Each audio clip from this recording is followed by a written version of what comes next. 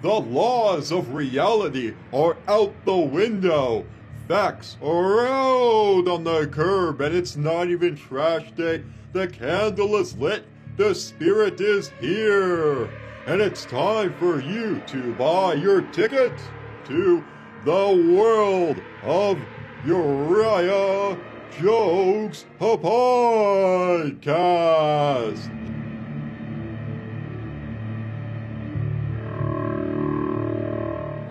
Fantastic. What do you mean, welcome to my mind? I got too many people in here already. Wait, did you say it was paid? How much are the tickets? $3? What are you, nuts? $5 would have been pushing it, I guess, eh? That's how much open mic is for 5 minutes. If I sell 299 tickets so I can say, he's a Spartacus, I'll sell tickets so I can say, Spartans, prepare for glory. And then he will be like, I'm Spartacus. No, he's Spartacus. No, I'm Spartacus. You're a ticket in my mind. Oh no, I just got a ticket to the crazy train. And welcome to the Halloween spooky volume of the Uriah Jokes podcast. This is the 4th one we've done. And if you missed the first 3, you're not alone in the house. In fact, if you watched it, you're alone in the house, and the killer isn't good at small talk. You got it. You are going to be talking about the weather on the phone. You really? And you are all out of minutes on your family plan. Alone in the house. And even the killer is too bored to call to investigate a cat and mouse game of horrors. This is the 4th Halloween special. So we're gonna cut to the music with aerial shots of stock footage, royalty free, setting the tone. And that tone, dreadful, ominous, for a sinister job at Camp Caspian.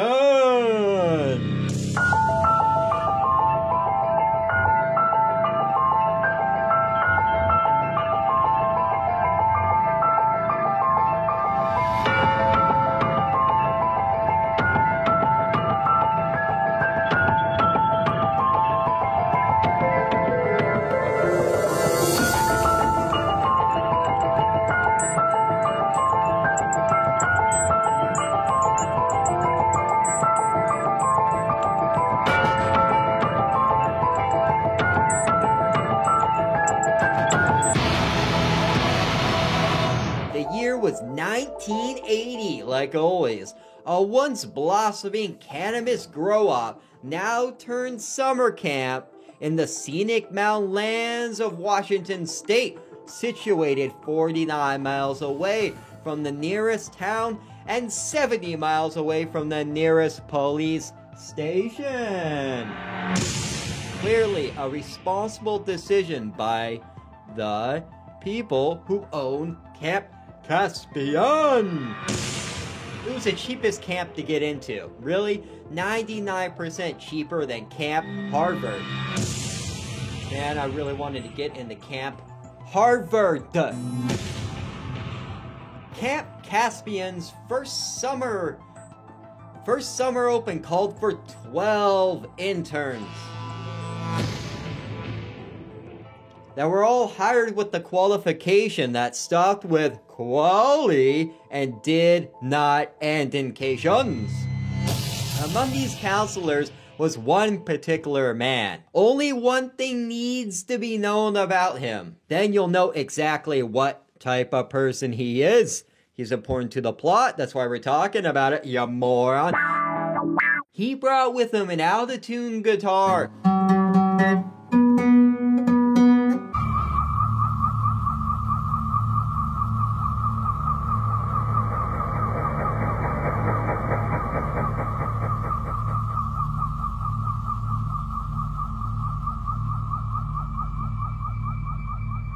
A sadistic, barbarous move that only a maniac with a personality that is nothing short of a dirty glass sitting ominously in the kitchen sink that everyone refuses to wash. He played it at the first campfire to the joy of the counselors. Let's drift away from this world of madness. Take a little time to enjoy the silence. Feel the wind as it touches your lips. Feel the sun as you close your eyelids.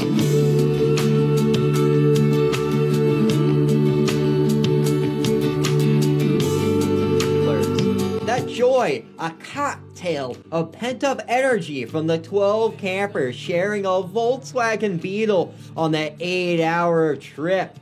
The high spirits didn't last long though. Only 3 minutes before it became bluntly apparent the man could only play one song. What a nutcase! After a few nights of excruciating, bad, out-of-tune acoustic guitar songs filling the souls of the other counselors with a thick slab of despair, leading to wretched thoughts like, if a guitar gets stolen in the woods, do the trees tell the truth? Do the trees tell the truth through the power of the wind? Ask the Cure, wind, fire, and earth.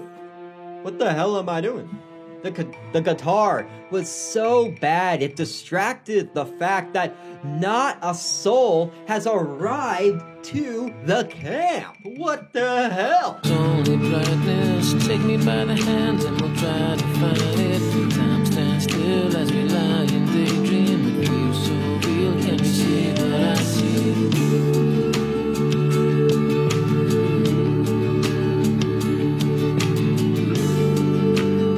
To get away from the guitar, the counselors decided to have a secret campfire party.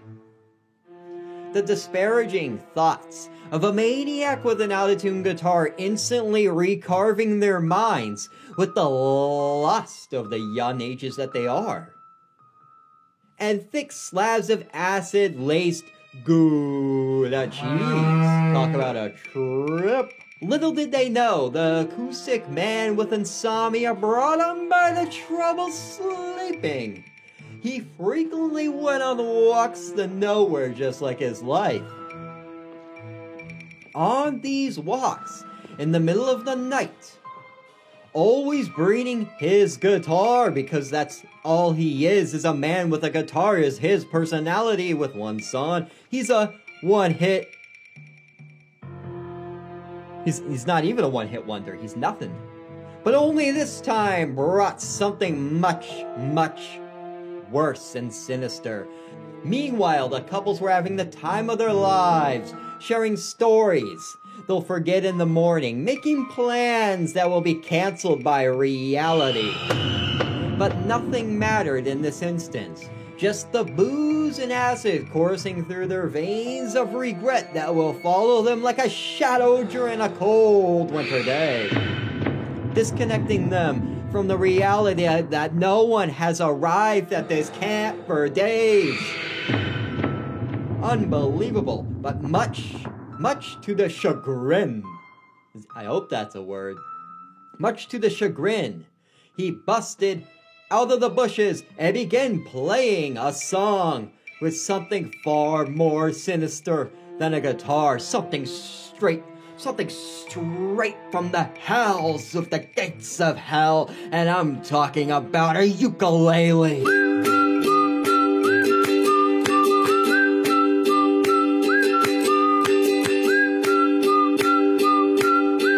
A counselor smashed a bottle over his head. Then another bottle, another, and finally a counselor yelled, "Enough! Stop this! What are you guys, nuts?" Use the empty bottles. Bottle after bottle, his ukulele was then thrown into the fire. After the 70th or 400th bottle was broken on his mind, he fell down like Carlos Mencia's career for stealing jokes. That is an old, irrelevant, scary tagline that will probably only get one laugh. The group dumped his body in the lake, feeling completely justified by their actions by living in a cloud of Acid Lake's memories that a Bond hit would make disappear in a cloud of functionality that is addiction to drugs and alcohol. People say that you bond over a beer. Well, how about a team building exercise? A team building exercise and murder.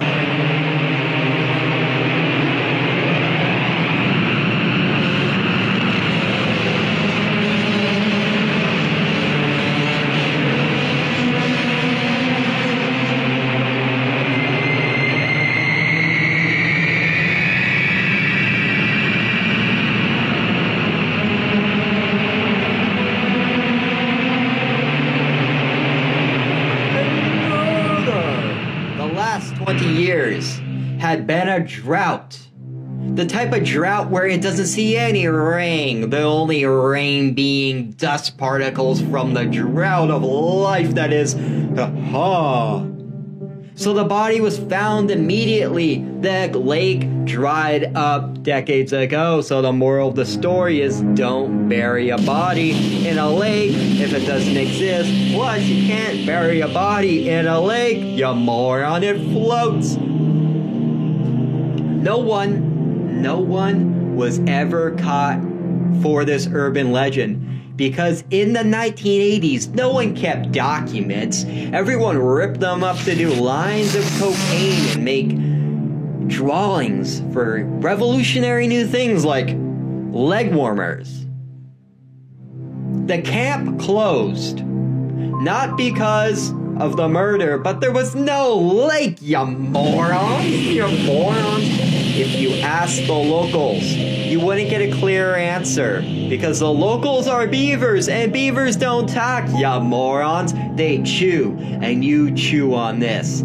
The camp planned on reopening in 2020, but due to the coronavirus from Russia, it was instead given up a PPP protection program from the United States government, and the owner of the camp disappeared forever. Regardless, no one would send a resume, even in this economy. Unbelievable. The rumor today, and added by me to close the story. It's rumored that anytime you light a fire at Camp Caspian, you can faintly hear the terrifying sound of an out-of-town ukulele.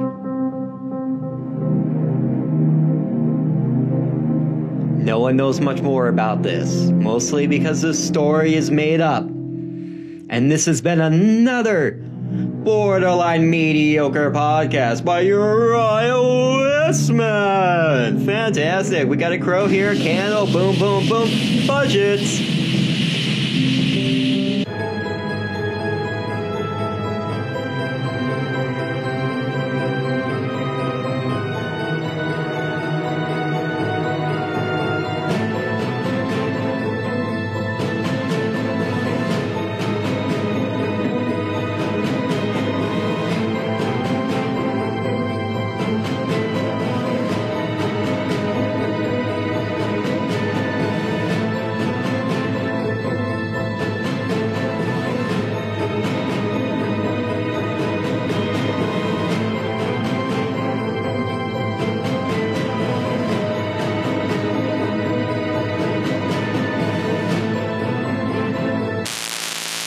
This is part 2 of the Uriah Jokes Friday the 13th Comedy Podcast. Is this even a podcast anymore? It was just 5 years ago, in 1980, that 13 camp counselors at Camp Caspian were hired to take care of the camp for 60 days. In the 60 days, no campers showed up at the camp. I'm a witch, look at me go.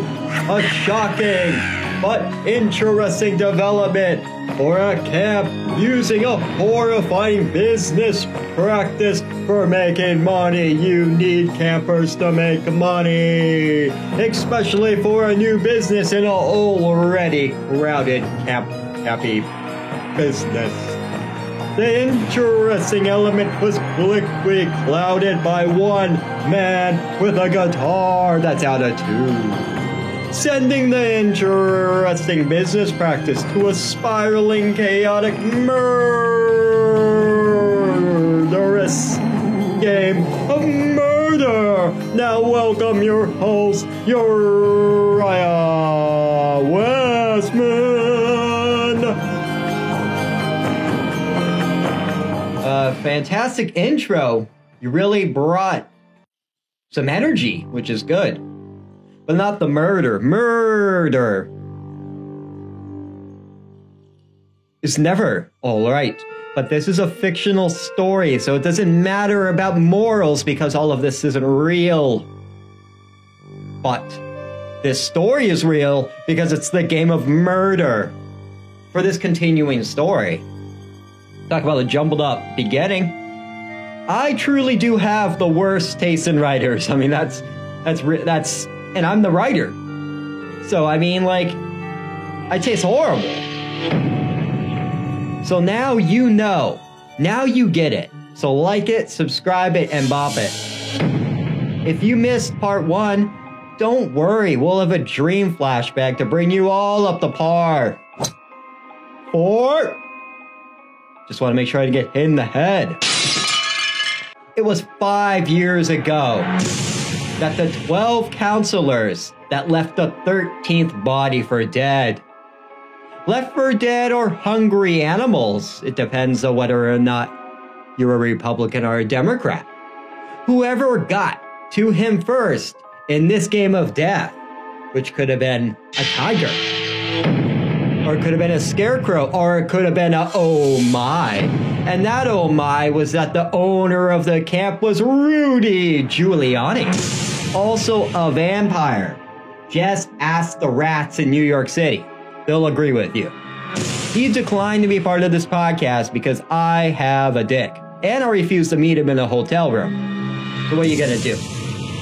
When the man was asked what happened by the detective, the man said diddly squat. No, he didn't say that. He said nothing. He said nothing.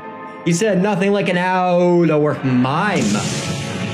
He did say one thing. Give me my guitar! Like, it's not a song for you, detective. It's a song for the Ocean's 12, the heist that stole my voice, and they shall hear the tuning of a blade in their minds, because I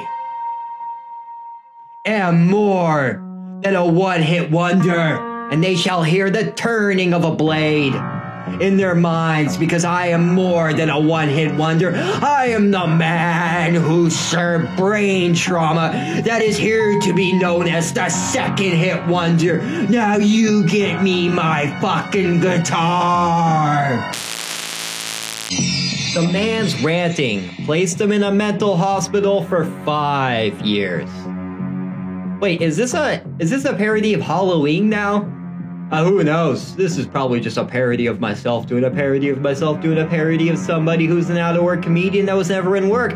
But let's just move on, you moron. If you're looking for a story without plot holes, why would you be watching a story on YouTube with 2 views and 1 like? That is definitely the creator, me, uploading it and liking my own video. What the hell? 5 years in the insane asylum is a lot of time.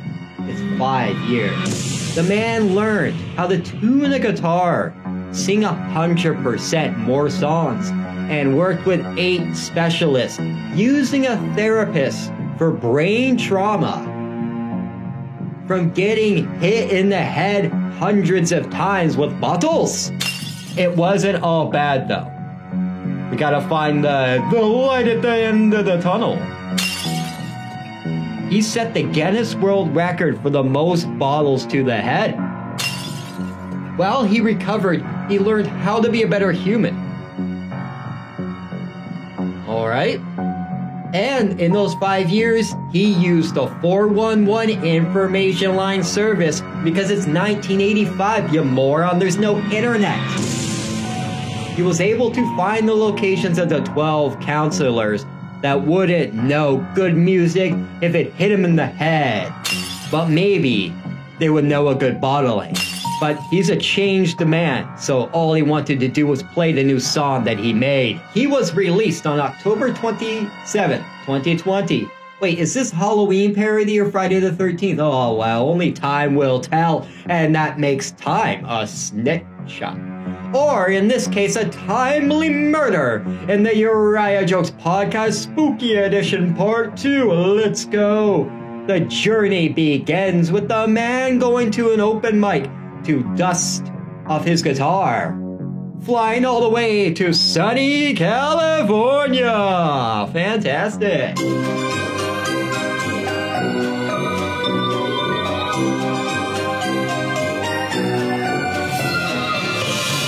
The man knew. The man knew this time. This was his time to shine, looking for less for revenge and blood, but more of the redemption and the blood of clapping of a live hand. Nothing like a round of applause. Redemption is a dish best served at 2 p.m. on a Tuesday open mic. Just ask me, a comedian. He quickly became nervous when it became apparently bluntly clear that there's no way he could follow whoever was on before him. Where that God made you.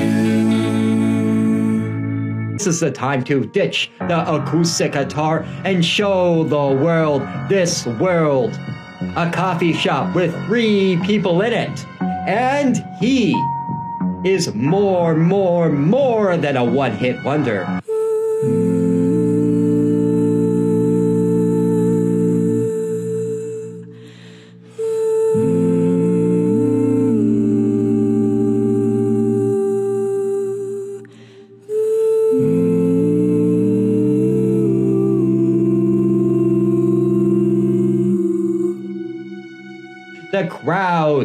The crowd quickly began to laugh at him so much. As if Uriah Westman is on stage. Yes, there's a plot hole, because I don't get any laughs, even when there's an audience. Hit that like button and we'll see what happens. Laugh. Laugh. Laugh. Laugh. Why are you people laughing at me? I am a 2-hit wonder. Quickly, he took out the bottle from his pocket and yelled, "You made me do this!" 3 bottles, 3 kills. You're out of here, he yelled. He received a standing ovation from himself. But does that count if he's already standing? He now realized that gathering a standing order of a standing ovation by himself is to become the person the Ocean 12 created. An untalented monster walked up to the bartender and said, "I'm going to need to make a deposit for those 1,000 bottles. And a ticket to Las Vegas." Confused, the bartender said, I can't do any of that. I'm a bartender, man. And then he said, "It's all bottle time!" And hit him with a bottle. The best catchphrase he could come up with, I guess. And that, with his one-way ticket to Las Vegas, it was time for him to beat the house. And this house is owned by Susie, counselor number 1. Was the only one to not implicate herself in the crime because the acid trip she was on was talking to a chipmunk about the deterioration of Christian values in modern society. Whatever the hell that means. One thing is clear, a wager has been made on her life, and it's unredeemable wager because it's her life. Welcome to the fabulous Las Vegas. What happens here stays here.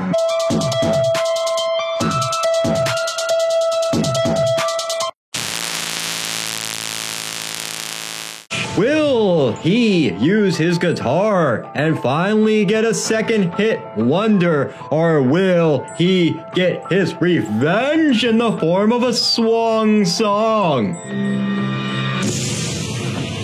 Let's get to the man who will tell us this story, and he moves his life forward by never losing his parking spot downtown, Uriah Westman. But this man was beaten with broken bottles. Bottle after bottle. And we gotta get this guy a name. We can't keep saying, hey man, what are we, Tenet? What's a horrible name, Uriah? Beat you to the punch, audience. No, we can call him Keith. Keith. That sounds awful in the headphones and awful in your mind, which makes it abundantly clear we have to pick this one, and it's appropriate. So, after Keith failed at the open mic, after only failing once, he decided the only way for the path forward is redemption, is to play the song for each of the 12 counselors. He's the 13th counselor, Friday the 13th, full circle. It's 1985 Las Vegas. Vegas in 1985 wasn't a lot different than it is now. Was it a modern day time warp, where day is night, night is day, bribe a cop and get on with your day.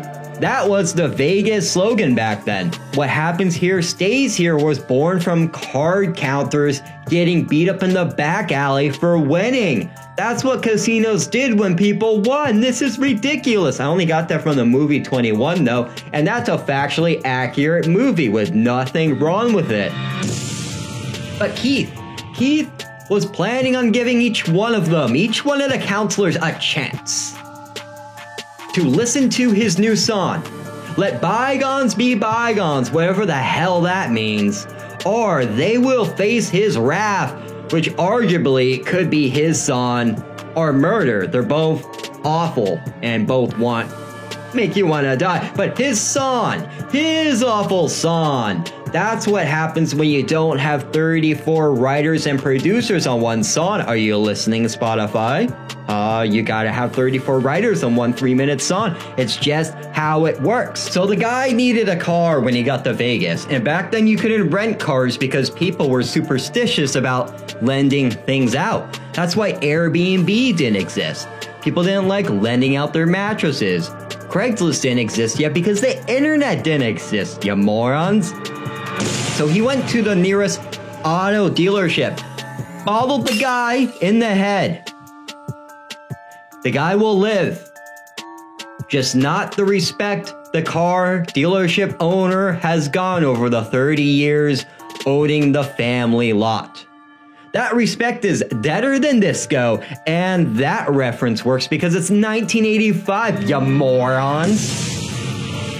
Keith drove to her address, using only his intuition, by being one with the road. Gandhi did that. Gandhi never needed a driver's license because he floated everywhere. That's correct. And I think he was a bald man that did a lot of good things.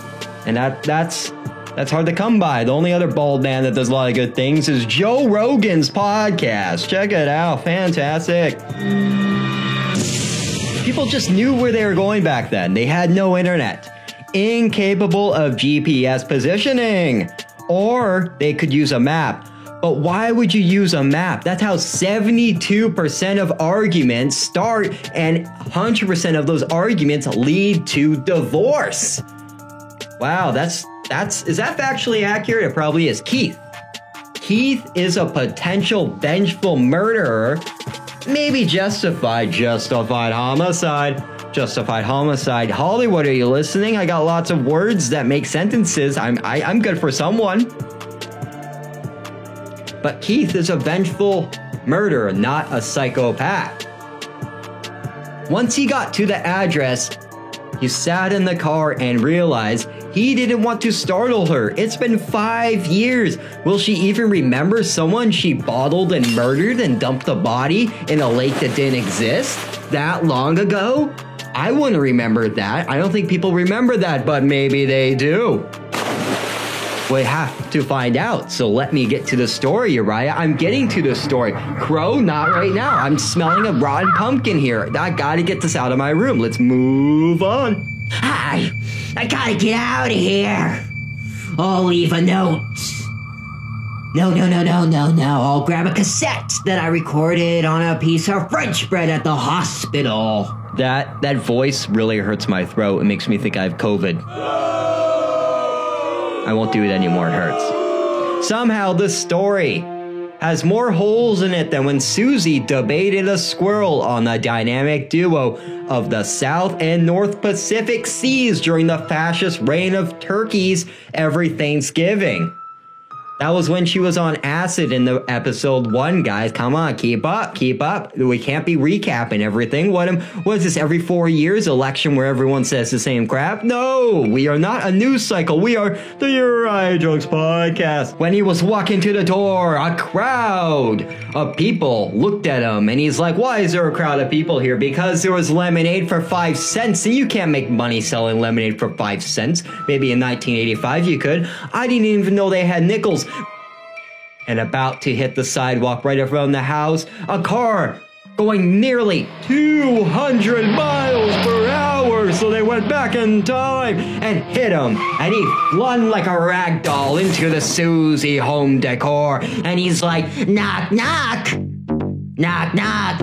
Susie approached, screaming erratically like she just won a vacuum on The Price is Right.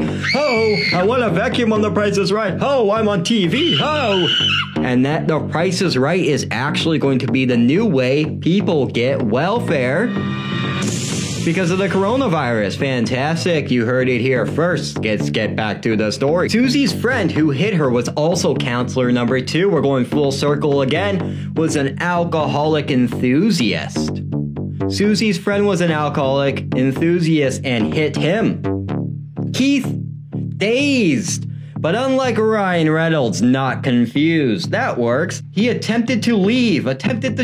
All he did was want to leave his cassette. That's all he wanted to do was leave his cassette. He wanted to leave his cassette. But when he was trying to leave, a bottle struck his bow, sending him to the ground once again. Keith now found himself with 12% of all debts to a casino in 1985 were paid, lying buried 2 feet in the desert. Keith, the man, could not believe he was not recognized by either of the 2 counselors. One of those many fleeting, irrelevant thoughts that were now in his head. Even Cassie, the second counselor that I'm just now saying because we just now, oh my god, this pumpkin smells, it's really bad now.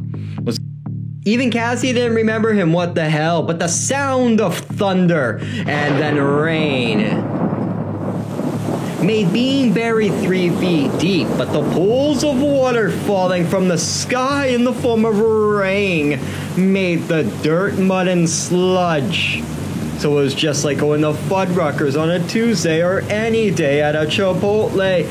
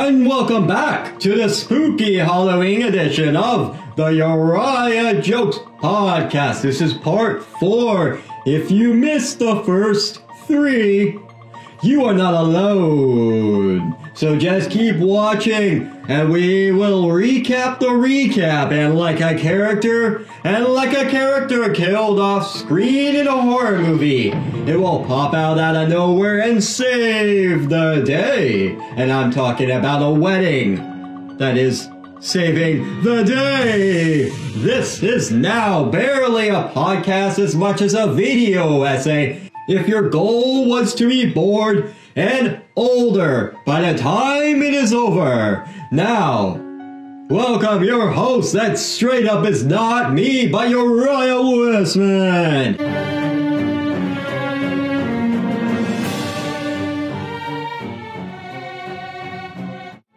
Fantastic! I'll tell you one thing. I'm never bored or older while I make these podcasts because I'm immature and a human. Now, it is part 4 of this last series. That last one got 0 views, so I'm like, yeah, it's good enough to do it again. Why not? I do want to know that, yes, the pumpkin has left the show. He went on the bigger and better things at Channel 3. It's I believe it's a public broadcasting in the Netherlands. So he went with the Dark Choir and bailed. And then, yes, we had to bury a crow. The crow is now gone, too. Man, I'm losing people working here like the Trump administration. Yeah, that's a joke for a late night. There you go. Ticket, Hollywood, Hollywood. I'm here. Oh, it's summer 1980. Summer 1980. 13 counselors. Plus no campers. Times 30 nights of listening to the same song on the guitar. Let's hear that for a few seconds.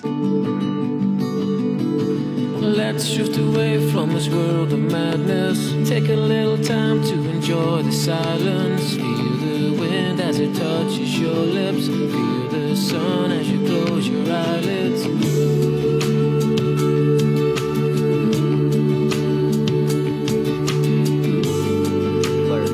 Ugh, that's horrible. Just awful. Just atrocious. Just borderline disgusting. I'd rather have fluorescent light bulbs on my ceiling while I sleep, singing the Gilligan's Island theme song all night long than to hear that song again. But why do we keep playing it? Because we're assholes, you moron.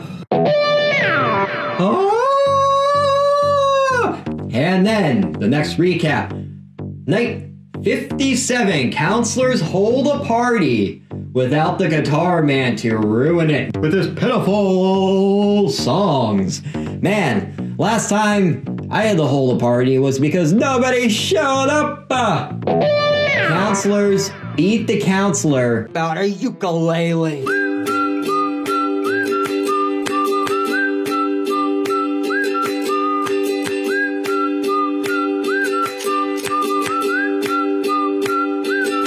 Counselor smashed a bottle over his head. Then another bottle, another, and finally a counselor yelled, "Enough! Stop this! What are you guys, nuts?" Use the empty bottles.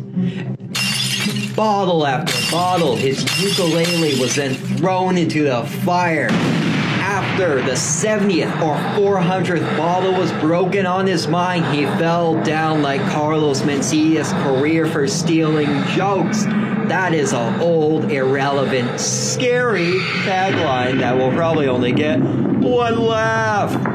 The group dumped his body in the lake, feeling completely justified by their actions by living in a cloud of Acid Lake's memories that a Bond hit would make disappear in a cloud of functionality that is addiction to drugs and alcohol.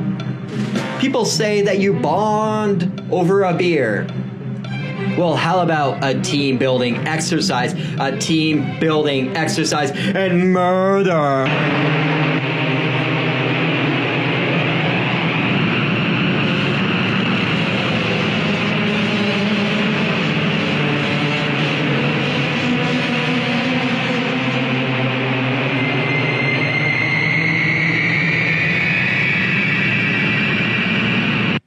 attempted to be named Keith, that we just didn't name him right away because we're all morons working here, because I got people quitting here left and right. I'm about to quit this own show. It's awful. They broke a record, though. They broke a record amount of bottles hitting the guy in the face.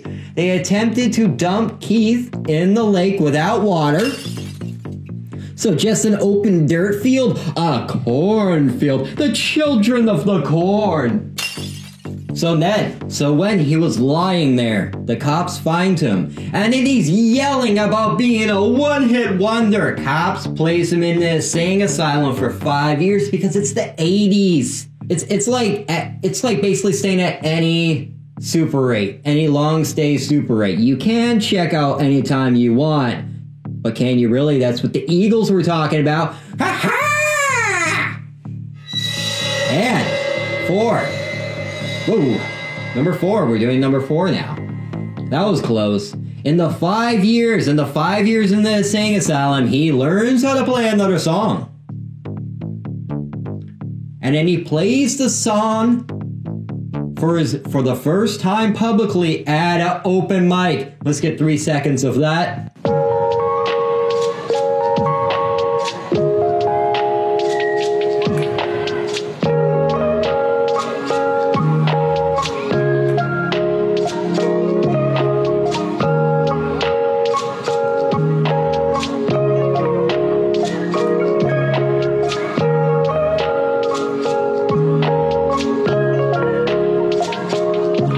Yeah, so with that song, the hat quit, the screwdriver quit, and the lamp all quit.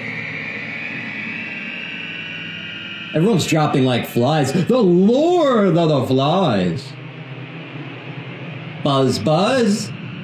Buzz, buzz. Buzz, buzz. Hey! That is repulsive. Worse than me in the morning, the evening, or the night. That is worse than a vampire working the full moon shift at the local strip club. Uh-oh, they're gonna need some more dancers. That song is like if the Beatles were instead blender con artists that smoke weed who then invent a sound. A sound of a new age blender. It's what it would sound like if it was influenced by hippies and early 2nd century veganism.